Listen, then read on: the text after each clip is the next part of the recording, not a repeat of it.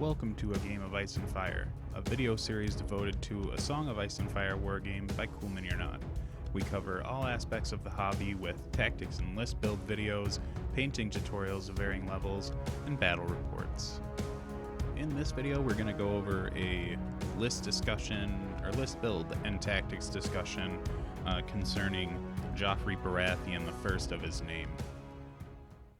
When I had first seen the Lannister Hero Box 2, I was much more interested in the Kingsguard as individual attachments for units than I was with Joffrey as a commander with that unit of Kingsguard. As time's moved on, I've been much more intrigued by some of the things that Joffrey can bring to the table for the Lannister army as a commander. So I think probably the best place to start out is his card, his attachment card, right? He only has one ability called The King is Dead. This model is always the last one destroyed from the unit, and when this model is destroyed, your opponent gains an additional +2 victory points, and your entire army becomes panicked. So this is not a good attachment. It is extremely harsh to try and to give your opponent +2 victory points, and then your entire army getting panicked is also pretty harsh. But they give you a unit to put him on that even though the Kingsguard unit is not mandatory with him, it seems like if I'm understanding the rules properly, you can bring a different unit to put Joffrey in, but the Kingsguard are so appropriately pointed, well, not appropriately pointed, but they're pointed so low that you almost it would be ill-advised to not put him in the Kingsguard. So before we get into the tactics cards for Joffrey, which is usually where I like to start building the list, I want to go to the Kingsguard because they're really important to what we're trying to do with him, and they do come with a little bit of a explanation because they are a unique unit to the game, right? So the first thing I want to go over is their point value. It's 6 points for this unit. That's dirt nothing once we get through all these abilities. But the other thing that's on the back of their card that I want to touch on is the caveat in their character box. It says they can only be fielded in an army with Joffrey Baratheon, or an army including Joffrey Baratheon, first of his name, and your army may not include Jaime Lannister because Jaime's technically in the unit, and Joffrey must be attached to this unit, but it does not replace a model as normal. So when it says that Joffrey must be attached to this unit, it's if you take the Kingsguard, you have to attach him to this unit. Now, if you decided to not take Kingsguard and bring like Warrior's Sons or something, you could probably put Joffrey in that unit, but again, for 6 points, the unit's nutty. So getting onto their abilities, they have counterattack, which is the same thing that the Night's Watch veterans have, where when they're attacked, after the attack dice are rolled, you can pop this order, and then your opponent suffers 1 hit for each successful save you block. The next one is Fearless, and this is the same ability that Eddard's Honor Guard have, and if you've ever played against them on Feast of Crows or as a Lannister player, this is a really fantastic ability. Your morale never gets impacted negatively. It can only be buffed positively, so trees can help you out, and you can never become panicked. So this unit isn't going to get zapped off the table, or you won't lose some inconsequential models to a really crazy Crown Zap from Cersei or something like that.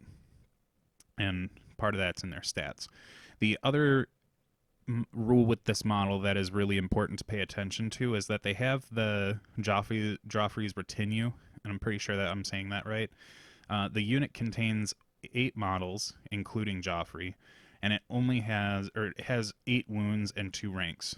Wounds can never be restored to this unit, so even though the Lannisters like to take the coin zone a lot, they can't restore wounds to the Kingsguard unit once they go down. When they're dead, they're dead. And as to be noted, on Clash of Kings, if you bring this army, Joffrey's unit, once they're wiped, they're gone. They can never come back on the table since they are a character. So when it comes to the stats, they're pretty well statted in general. They have a speed of 5, which is better than most tanky combat units, but not super great. It's like the middle. I feel like 5 is the middle of the road movement stat for models in this game.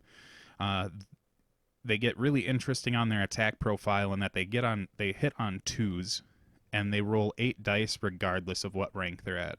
So first rank 8 dice, second rank 8 dice. Even if Joffrey's the last one left in the unit, they're still throwing 8 dice hitting on twos, which is really nice. They have a 3+ save and a 4+ morale, so that's where Fearless comes into play. It's going to be very hard to lose models to a panic check unless things go completely sideways on you. For 6 points, this is an insane unit. For the same amount of points, you get Lannister Guard with a captain, and this unit's doing way more work. Of course, they also have 2 victory points hidden in them on all scenarios. It's at least 2, but on most scenarios, it's going to be 3 points for killing the unit and getting the King is Dead to work out. The other thing about their 8 wounds is that in the very final rank, their back rank, they've got 4 banners that exist there. And the Baratheon Banners can be used at the start of any friendly turn, right? At the start of their activation, sorry. So the banners are a one-and-done deal. They all have effects attached to them. So once you kill a banner, you can't get that. Once you kill a banner for an effect, you cannot get that effect again. And they're pretty legit abilities. The first one is that the unit can either make a free maneuver or retreat action, so it can help them get into a place where they want to be. They could retreat out and still charge in on the same turn just to get the rerolls if they wanted it. The other one is the attack gains their attack gains critical blow and sundering, and the third one is their melee attack gains vicious, and the unit that they're attacking becomes panicked. And the final one is that when they attack, the defenders become vulnerable and weakened. So the banners definitely have a lot of effect on this unit's combat output. It can really, they just kind of have like the almost entire tactics board wrapped up into some of their attacks here. I mean, it's not a perfect port, but they definitely have a lot of those like familiar feeling abilities. Now, getting onto Joffrey's commander cards, we can kind of see a little bit more of a theme with the penalties for bringing him. The first card we're going to start out with is Traitors That Will Have Their Heads. The cool thing about these cards is they all seem like quotes from Joffrey. It's just a nice little bit of flavor for it. This triggers at the start of any friendly turn, and one enemy combat unit becomes panicked, and another one suffers a panic test, and that can be the same unit. The rest of this card says that after the test has been completed, one opponent can choose one of your combat units to become panicked and another one to become weakened. So we're going to see that as a theme with all of Joffrey's cards. They have this really strong ability that's on the first part, and then the second part of the card is a downside that makes your army kind of suffer a bit for it. So this card in of itself is pretty legit. The Lannisters like taking the crown anyways, and most of the time your opponent's going to be taking the crown as to block you and not really get a whole lot of use out of it. I mean, they might grab a few low-hanging wounds here and there, but for the most part, other factions seem to pull away from the crown, and I think when we see the Baratheons and maybe the Targaryens, we might see some more interest in that crown zone. But right now, the Lannisters have kind of got it cornered. But being able to force another panic check and get double duty out of something like Cersei's influence, or getting more power out of Hear Me Roar, like basically you can use Hear Me Roar on demand in conjunction with this card if you really were going to get the ability out of it. So it's a nice way of wrapping into the fact that Joffrey is the current sitting king. So being able to use that crown zone as a card, but still have these weird effects that come with it because he's not super great at it, is definitely something to be weighed when you're building the list with Joffrey. Next up, we're going to go into I Am the King. This triggers when a friendly combat unit is attacked after the defense dice are rolled. You automatically block D3 hits, or D3 wounds, sorry, and this attack, after the attack's been completed, the defender becomes vulnerable, and then your opponent chooses another unit to become panicked. So again, we get to save some of these extra unblocked hits, but we become vulnerable in return. It's in the times that I've used it, it's been really nice in that I get to see what I roll first to try and make sure that I can to see if it's going to be beneficial for me to use this, because it's very important to pay attention to the trigger and that it says after defense dice are rolled. Shield that guards the realm of men, and the wealth of the rock, which wealth of the rock makes sense because you add to the defense save, but those all happen after the attack dice are rolled for the most part, from what I remember. But this one says after the defense dice are rolled, so that means that you have to, like, if you're vulnerable for whatever reason, you roll your armor saves or your defense saves. Then your opponent chooses to use the vulnerable token, or it gets the opportunity to use it. Then you roll again, and then now you can use this card to try and block some wounds and save yourself from what the vulnerable token maybe took away from you. So this is definitely a fun card to have, even if the downside is pretty harsh, becoming vulnerable when you're trying to keep that unit alive in the first place. The last card is You Will Obey Me. This one's played when a friendly combat unit makes a melee attack, but before the attack dice are rolled. You gain +1 to hit and get +2 attack dice. The downside for this one is after that attack's been completed, the unit becomes weakened and another opponent chooses another unit in your army to get panicked. So with this card, I'm going to try and focus on getting combat units that have some nice innate melee presence, because adding more dice to things that already attack well is just going to make it so I can plow through units a little bit quicker. And if I'm throwing a high number of attack dice and hitting better with those, the chances are the weakened token's not going to really bother me a whole lot, because they'll either wipe the unit that they're going into, or once they've actually done that, I'm not too concerned about the weaken, because I'll be like double teaming with another unit or something like that. So definitely going to be keeping an eye on high performing units when it comes to designing the list around Joffrey. The other thing I need to pay attention to is all these panic tokens.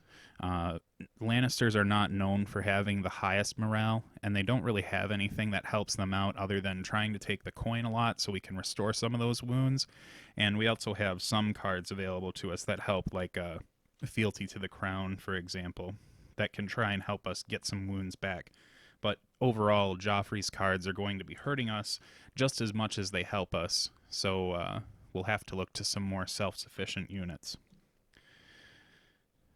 Building the list for Joffrey has been an interesting exercise for me. I think there's a couple different ways you can go about it, but the way that I want to talk about here is more of a trying to utilize Joffrey in a way where he kind of holds the back line down, and then the rest of the unit kind of takes care of the problems that Joffrey might have, or tries to funnel or soften things up for Joffrey to come in. Think about your army as kind of setting up T-ball shots for Joffrey, which makes it's kind of fun and thematic, right? Because Joffrey can't really do much of anything on his own. He kind of needs the help of the rest of his army or his Kingsguard to do it for him. So by taking a unit down a couple ranks to have Joffrey's unit safely charge in there and cut it down is pretty workable in terms of the game to book translation. Just another one of the fun little things that I like about this game is the feel is really there. I think Cool Mini or Not's design team did a phenomenal job in trying to communicate that here. At any rate, that means that I need to have units that can get to where I need them to quickly, and they also need to be able to get to Joffrey if he is being threatened by something. So for that, I'm going to look towards cavalry, and it's going to be 2 units of the Knights of Casterly Rock. Now, I did say that right, 2 units of Knights of Casterly Rock. That's a ton of points to be throwing down right away, because we've got 6 points tied up in the Kingsguard, and then another 16 points coming in for the Knights of Casterly Rock. So we've already spent over half of our points on just these 3 units. Now, the 8 points for a Cav unit that's as impactful as the Knights of Casterly Rock feels like it's not really that expensive. Um, they do a ton of work. They have a lot of combat presence when they charge, so they're going to be able to take. I think it's You Will Obey Me. I just read the cards off, and now I can't remember what all of them do. Yeah, You Will Obey Me is the one where thinking about how Knights of Casterly Rock do on the charge.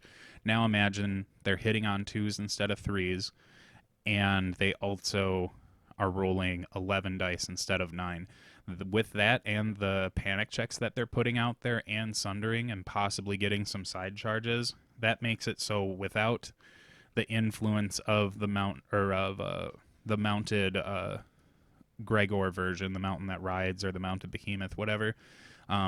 Without his influence on that unit, the Knights of Casterly Rock seriously can just sweep a unit in one activation with those cards. They'll become weakened and probably panicked afterwards, but that's a lot of melee power you're putting on that unit, and they can just go delete something that's going to threaten Joffrey pretty hard.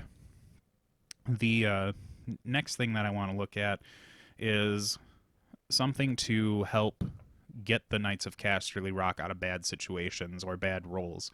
So the issue, as many of you know, with Knights of Casterly Rock is if they get tied up in combat, they kind of get a little wimpy. They lose all the combat bonuses they get from charging with the Lance rule. They lose Critical Blow. They lose Sundering. They lose the 3 dice. So they're only rolling 6 dice that hit on 3s, and that's just a slight upgrade from Lannister Guards. So they're trying to rely on Lannister Supremacy in order to push some more of those wounds. Now, I don't want to wait that long having those points tied up in a unit and then trying to make sure, or trying to hope that my panic rolls or panic tests pass so that I can get Lannister Supremacy to proc, or between, you know, the Wealth of the Rock and You Will Obey Me. Or not You Will Obey Me. It's the card that blocks hits. I Am the King. That's the one that I'm trying to think of. It's it's hard to keep these cards straight, but those two can help keep the Knights alive a little bit longer to get the Lannister Supremacy to keep going further, because you could auto pass all your saves and then or pass your saves and then auto pass your morale check. But in order to have another unit that is maneuverable enough to get into the cracks and crevices of the table and not get hindered by any other enemy bases or terrain, I'm going to look at the Mountain That Rides. And I know that that's a little bit of a controversial pick because this model hasn't been released publicly yet. So in tournaments, it seems like it's a crapshoot whether you can actually use it or not. But if you've got the model and you're playing in your local game store, then I don't think there should be much of a problem, because the model will exist in the wild at some point. So better to get used to him now than wait. He's pretty cheap, 4 points for a model that's got 4 wounds and a really amazing stat line. Having a 2+ defense save and a 3+ morale is legit. The attack stat's really good on this model too. You get 4 dice that hit on 3s with You Will Obey Me going on there. It gets even more interesting in that you're hitting on 2s and you're rolling 6 dice. So you're on a charge, you're pretty close to guaranteed. I know that math is funky with dice, but you're almost guaranteed to get like 7 hits. And none of those can be saved. So if the Knights of Casterly Rock do a ton of damage when they come in, but just not quite enough to kill the unit, the Mountain That Rides can come in, charge them, zap them out of combat with the extra wounds, and then the rest of those 2 units can then mosey on and take care of the rest of the business that they have to. The last unit that I want to include in this army is another unit that I think is going to help me in multiple ways kind of achieve all those same goals that I've been talking about. It can get Joffrey, or soften things up for Joffrey. It can help get things off of the Knights of Casterly Rock. And they're also just really good to put somewhere in a corner and bunker down on a zone if you're able to, or not on a zone, but on an objective. And that's the Lannister crossbowmen. They've got long range, so a 14-inch threat. They can kind of hunker up by Joffrey if they want to try and soften things up for him, so he can go in there and then take them out. And with the way that the points are shaking out for the NCUs, my fear with the list as it stands right now is that the crossbowmen are going to be a magnet for the panic tokens, and that also means that my opponent might be more interested in taking the crown zone, because zapping those guys with needing an 8 with a -1 modifier is actually pretty likely to do some damage to them. I decided to take 1 point and throw in a guard captain in that unit just to make sure that they stay alive and don't become a really good opportunity for my opponent to focus down panic checks on them or panic tokens on them. That makes the Knights of Casterly Rock the real target for some of those panic tokens, but at a 6+, I'm not too worried about it. And with the way that I'm going to be playing with Obey Me and or You Will Obey Me, and the utilization of the coin zone, I should be able to get rid of those panic checks enough to make sure that Lannister supremacy goes off every once in a while. It's not like it's a side rule for them. For me, not for me, but for this list, it's kind of a side rule because it's not the main reason why I'm taking them. So with NCUs, we only have 7 points left over, so that means we're automatically putting in Pycelle because he's probably one of the better NCUs for Lannisters, solely based on the fact that he's 3 points and he can take a zone, proc the effect of that zone, and still have his personal ability go off, which is quite impactful, especially for Joffrey. So it's equal parts that I'm bringing Pycelle as a concession to saying I need a 3-point NCU. He does a lot for us. He gives us the points for the guard captain, and he also, with that weaken token, makes it so that when people are choosing which units to put vulnerable and weakened tokens on in our army after we've played some of Joffrey's cards, we can make the units that go into those token affected models a lot less scary with that weakened token. So with 4 points, that leaves us access to a lot of different NCUs, and at first I thought about putting Varys in here because I wanted some counterplay on the tactics zone. And then I had thought that I don't really feel like I need the counterplay so much on the tactics zone. If my opponent's taking the swords from me early in the game, it means that there's a good chance that they're going to trigger Lannister supremacy. And just about every other turn we'll get the chance to attack first with that sword location. But the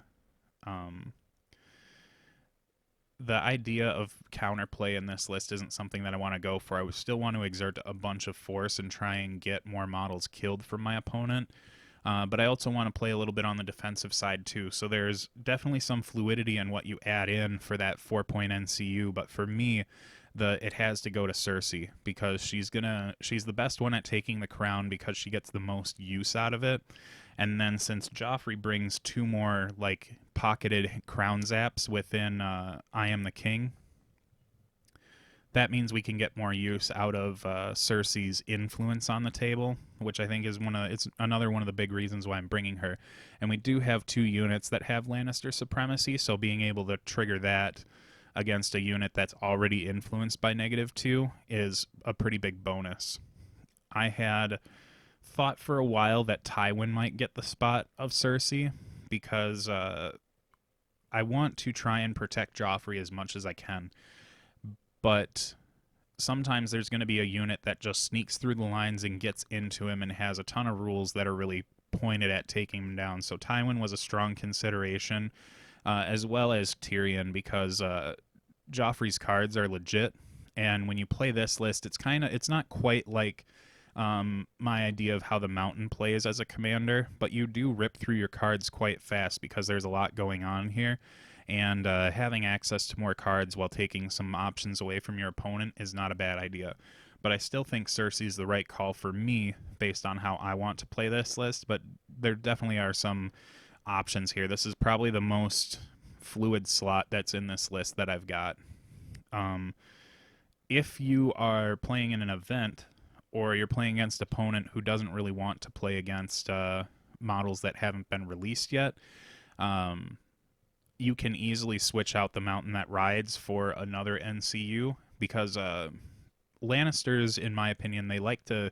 It seems like they enjoy playing with 3 NCUs. They can do a lot with the tactics board, especially when the two zones that their cards get elevated off of are probably some of the more, well, not more, but they're a little bit on the least impactful side for how the game goes. So oftentimes I find myself being forced into putting an NCU where I don't want it to be with 2, and having 3 is kind of the sweet spot because you do run into those problems where if someone else has 3 NCUs, they're going to be you're going to have every other turn and an activation that might not quite work for you if if they're being as aggressive on the tactic zone as you are. But the addition of a third NCU means that you don't have to make those sacrifices of, should I bring Cersei to exert more force on the table, or should I bring Tywin to protect Joffrey a little bit better? So you have that as a option too. One of the things about playing this army that is really important is identifying how the table is going to be set for you. And when I say that, it's almost like I'm trying to say you need to place Joffrey based on what's going on with your opponent on the deployment side. So I kind of would hold Joffrey as the last one to deploy so that you don't have him sitting directly across from a couple units that are really like focused in on taking him down. So there's the way that I had explained earlier how to play this list, using the other units to kind of pick out the threats and T-ball up some stuff for Joffrey to take down. That's one way to do things. Another way that really plays into watching how your opponent deploys is having Joffrey almost have like an escort that comes with him, and that could be a unit of Knights of Casterly Rock plus the Mountain, or the Mountain could go off and do his own thing. It's really just how the table folds out. But this way, if Joffrey ends up getting pressured from another unit, because you can, against Starks and sometimes Night's Watch, they can throw out some really far-moving tactics or cards from their hands to get you in ways that you didn't think they really could.